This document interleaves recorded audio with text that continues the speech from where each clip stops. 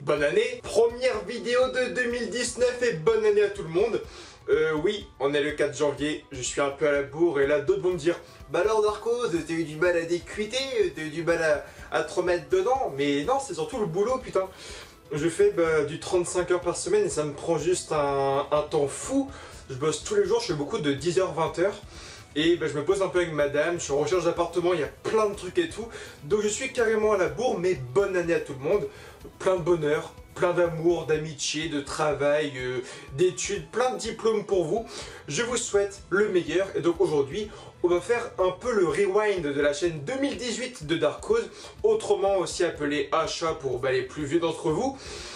Donc que s'est-il passé en 2018? Enfin un peu une récap de cette année. L'année était vraiment ouf, putain. Alors si vous remontez un maximum dans nos vidéos, vous remontez à un an pile avec la première review donc, de Dragon Ball Super. Et donc c'est la toute première vidéo de la chaîne qui remonte il y a un an pile. Donc d'ailleurs oui, c'est un peu l'anniversaire de la chaîne Darkos en même temps. Donc bon anniversaire à moi et merci à moi. Putain, je suis con. Mais sachez également qu'on n'a pas vraiment commencé les vidéos en 2018, mais bel et bien en 2017, puisque oui, on avait plus de 1300 vidéos, et on y allait. Alors là, putain les gars, c'était environ 3 à 4 vidéos uploadées tous les jours, la qualité était pas ouf, elle était vraiment limite médiocre, le son était pas bon, l'image était pas bonne, parfois c'était hyper flou, mais on comblait avec des images, on comblait avec des images, et donc là il y avait des reviews de Senseiya, de Dragon Ball GT, de Hunter x Hunter, il y avait plein de théories, il y avait des vlogs, et franchement une montagne de vidéos et de live, mais tous les jours. Vous aviez au moins 3 vidéos par jour. Nava faisait environ 5 vidéos par semaine, j'en faisais une bonne quinzaine par semaine. Et putain, niveau vidéo, on y allait. 20 vidéos par semaine, on y allait. Et donc là, un jour, YouTube nous tombe dessus avec une pluie de strikes. Et donc on reçoit un mail nous expliquant que soit on efface nos 1300 vidéos, soit la chaîne risque d'être supprimée. Donc à cette époque-là, on avait un peu en dessous des 10 000 abonnés. Donc on n'a pas trop hésité, on a préféré supprimer 1300 vidéos, donc toutes nos reviews. Il y avait des interviews de Brigitte Lecordier, il y avait une vidéo sur Gohan Theory qui avait plus d'1 million de vues. C'était assez incroyable. Et on a dû tout effacer. Donc janvier 2018 est un peu aussi le renouveau pour nous. Et donc on se relance dans des vidéos théories, des reviews et des previews. Et donc là on se concentre un peu plus sur la bonne qualité. Et il y a des vidéos qui percent vraiment et des vidéos qui ont un peu plus de mal. Et donc la première review de la chaîne sort vraiment avec les alentours de l'épisode 119 de Dragon Ball Super, avec Zen-O qui enchaînait les annihilations d'univers. Et donc là on commence plein de vidéos qui commencent un peu à percer. Et le nombre d'abonnés commence vraiment à exploser. Sachez qu'en 2018, on est passé de 10 000 à près de 23 000 abonnés. Et on a fait environ 3 millions de vues en tout, en un an. C'est pas dégueulasse. Donc je me suis surtout fait connaître avec des vidéos comme Jiraiya et Kashin Koji, le côté Sarada en tant que Ashidaime Hokage, et d'autres vidéos comme l'histoire de Yamoshi, ou bien les petites évolutions et power-up donc de Vegeta, de Goku, où j'avais un peu deviné les retours de Mirai Trunks à l'époque, parce que oui, j'ai fait plein de vidéos très connes, mais parfois j'avais des bonnes prédictions. Sachez qu'à l'épisode 4 de Dragon Ball Super, j'avais quand même fait une vidéo qui vous expliquait que Mirai Trunks allait revenir. Et j'avais trouvé ça à l'épisode 4 de DBS, pour ceux qui s'en souviennent. C'est pas dégueulasse. Je fais même donc des previews, donc des titres et synopsis des épisodes de Dragon Ball Super, et certaines vidéos atteignent plus de 76 000 vues, parce que je pars un peu dans du what the fuck et des théories assez cheloues, parce que oui, pour moi, sur la fin du tournoi du pouvoir, si Jiren, Toppo et la globalité des Pride Troopers est en difficulté, pour moi, Toppo et Jiren auraient pu fusionner avec les Potara, comme on a eu Caulifla. Donc j'avais mis sur une miniature une fusion Jiren Toppo probable par Potara, et ça fait 76 000 vues. Merci le putaclic. Et donc vous me connaissez, j'ai aussi persévéré sur la chaîne YouTube avec Nava à cette époque-là, et puis on a continué à aller de l'avant. J'ai recommencé les miniatures, mais plein de fois, chercher toujours des meilleurs designs, des choses de plus en plus attractives, des miniatures signatures qui pourraient montrer que c'était bel et bien la chaîne Achat. Rien qu'à voir la miniature, vous sauriez que c'était nous en fait. Donc sachez que en 2018, j'ai recommencé 3 fois plus de 200 vidéos en miniature. Le mec déterre aussi, j'ai passé une année folle à bosser. Niveau miniature, design, nom de chaîne, décor, background, image de profil, 2018 était assez incroyable. On a changé un nombre de fois assez ouf. Et donc là, à cette époque-là, on avait continué avec du Boruto, il y avait du One Piece, l'anime Boruto, du Dragon Ball Super en manga et en animé. On faisait à côté donc un peu de Dragon Ball Kakumai en vidéo, donc prédiction, analyse et donc explication de concept. Il y avait beaucoup de vidéos qui vous plaisaient, il y avait aussi un peu de Jojo Bizarre Adventure, il y avait du My Hero Academia, il y avait des semblants de vlogs qui revenaient en re-upload donc de vidéos de 2017. Il y avait franchement un grand nombre de vidéos, mais ce qui vous plaisait en milieu d'année, c'était beaucoup les vidéos théories. Et donc j'ai commencé à faire plus de vidéos théories pour vous plaire aussi, pour vous faire plaisir. Et je me suis dit, Darkhoz, est-ce que tu vas passer à 100% théorie, une chaîne 100% théorie pour faire masse vue, masse fric? Et je me suis dit, bah non, reste humble à toi-même, reste comme tu es, ne subis pas non plus le fanservice, donc je préfère me recentrer encore plus sur les reviews et commencer ce que je faisais avant, c'est-à-dire des reviews de Naruto et des reviews du manga Bleach, parce qu'en fait j'ai jamais vu l'anime Bleach. Putain la vache. Donc l'année était assez banale, il n'y a pas eu des vidéos vraiment de ouf, des concepts de fou, je suis parti faire des vlogs dans d'autres pays étrangers et tout.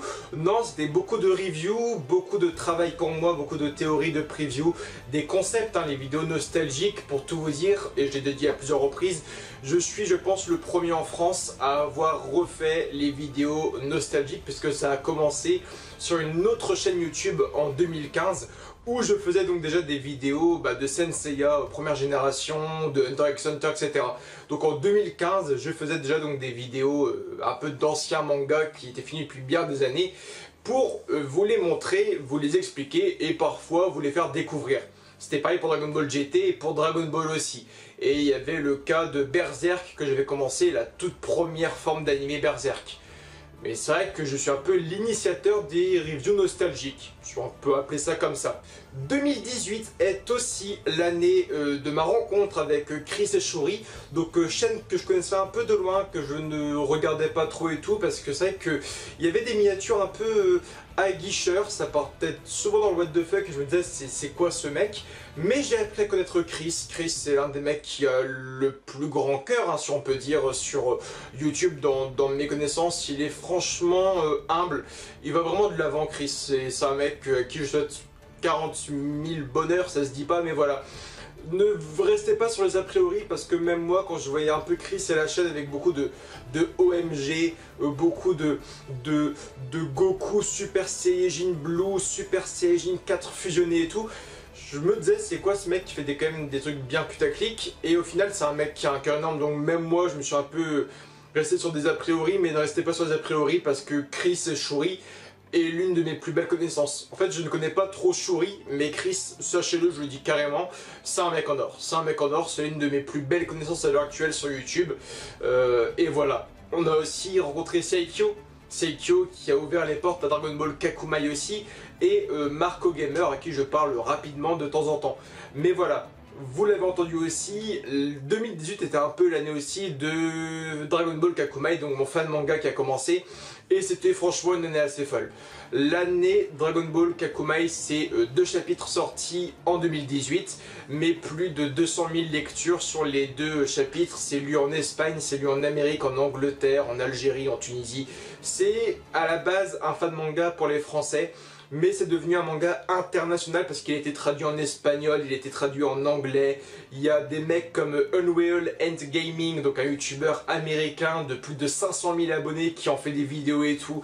Même lui il était strike parce que, sachez-le, le mec fait des vidéos sur mon manga, mon fan manga à moi. Et la Shueisha vient le voir en disant non, c'est nous qui avons créé Dragon Ball Kakumai. Ça c'est assez fou aussi, c'est que j'ai créé un fan manga.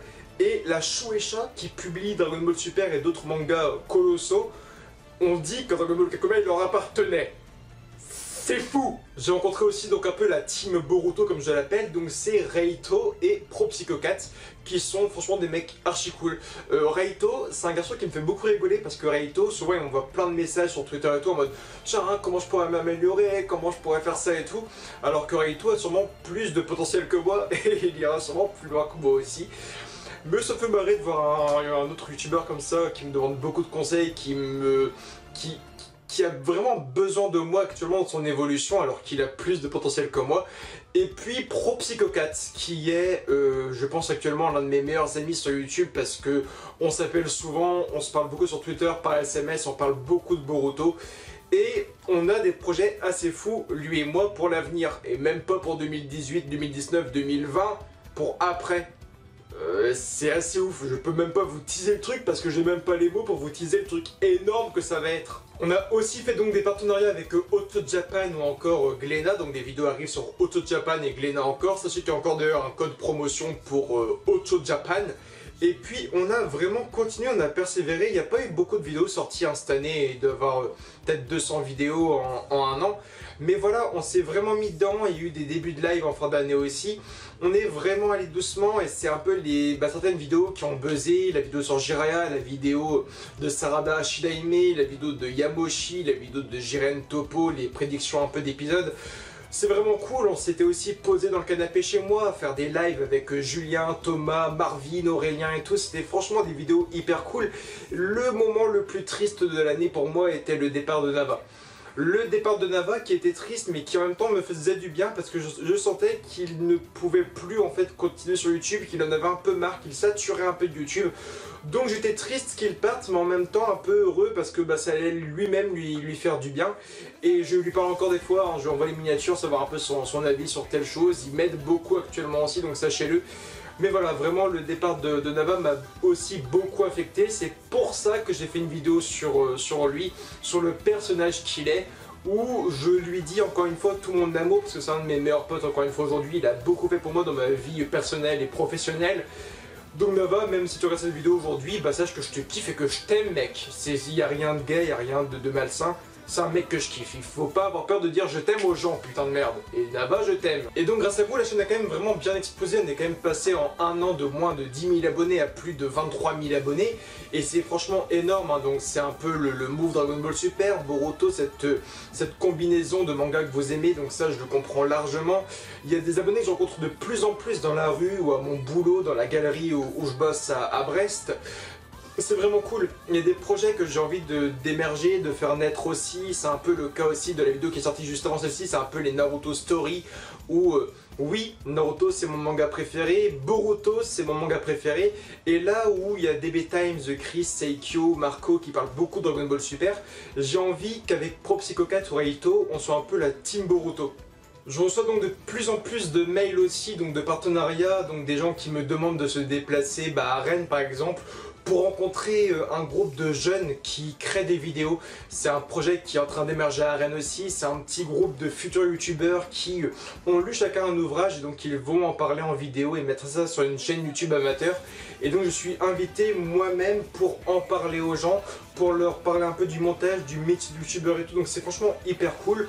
Je commence, je vais pas vous mentir, un peu à gagner ma vie avec YouTube aussi de plus en plus, donc c'est cool. Sachez que quand je mets une vidéo en ligne, je ne regarde pas les vues, je ne regarde pas en fait la montée d'abonnés, j'ai vraiment peur de ça parce que j'arrive pas trop à me mettre une image sur le nombre que vous êtes aujourd'hui. Vous êtes quand même plus de 23 000, ce qui est énorme. Moi j'ai vraiment grandi à la ville de Guingamp. Guingamp c'est moins de 7 000 habitants. Vous êtes donc 4 fois plus que cette ville, c'est juste énorme. Et Guingamp c'est quand même maintenant connu en France. Vous êtes 4 fois plus que cette ville, on peut remplir une des salles de concert entièrement, c'est franchement ouf. 24 000, 23 000, 22 000, je ne sais plus, d'abonnés, c'est vraiment énorme et je vous dois tout, alors merci.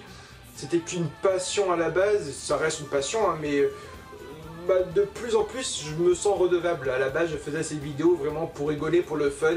La qualité avait beau être mauvaise, je m'en foutais, je parlais d'autres trucs que j'aimais, c'était tout. Mais là maintenant je me sens redevable de vous faire des trucs vraiment cool et de bonne qualité. Donc rien que pour ça, merci du fond du cœur. Donc 2018 est pour moi ma toute première année sur YouTube où je suis vraiment en fait à fond. Les autres années, hein, Naval le dira, j'étais un peu taquin sur les horaires de diffusion et tout, sur les mises en ligne, d'être assez ponctuel. Mais là, c'est vraiment la première année où je suis à fond appliqué là-dedans. C'est pour ça que la qualité s'est beaucoup améliorée, vous le voyez actuellement, en un an. La vidéo s'est beaucoup améliorée, on a changé de caméra, le micro n'est pas encore présent mais il va arriver bientôt, on est passé au fond vert et tout. Oui, la vidéo s'améliore, la chaîne s'améliore parce que je me sens redevable et c'est la première année où je me mets à fond dedans.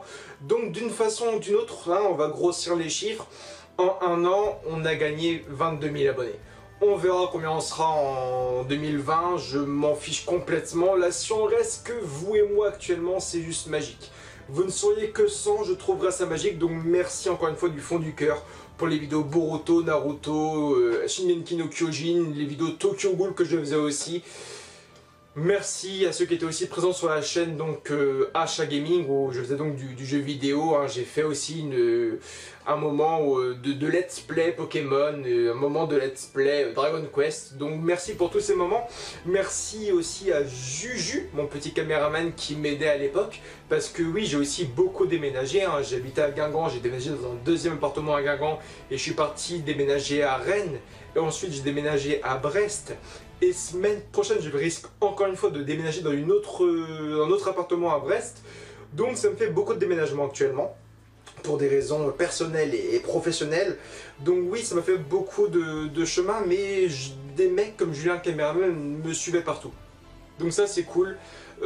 YouTube c'est vraiment une belle aventure, hein. J'ai rencontré plein de gens à travers ces années, j'ai fait des vidéos avec Gonzaro à l'époque, j'ai fait beaucoup de vidéos avec Gonzaro, hein. J'ai fait des lives avec Chapeau de Paille, avec Jean-Pierre 15 Review, avec mon pote Aurélien, ProPsychocat, Raito, Shiverotaku, Seikyo, on a eu Marco, on a eu Chris et Shuri.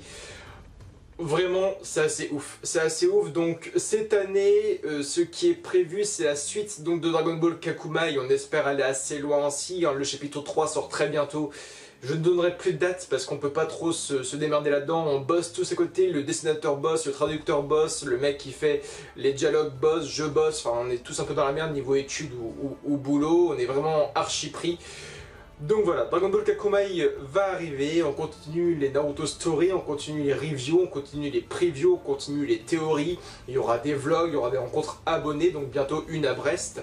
Donc merci vraiment pour cette vidéo, c'était un rewind très rapide, très simple, parce que oui, c'est un peu ma première année, ma véritable vraie première année sur YouTube, et c'est passé à une vitesse incroyable. Donc sur ce, je vous aime fort, j'espère que vous serez vraiment toutes et tous au rendez-vous pour l'année qui va suivre, hein, donc cette année 2019.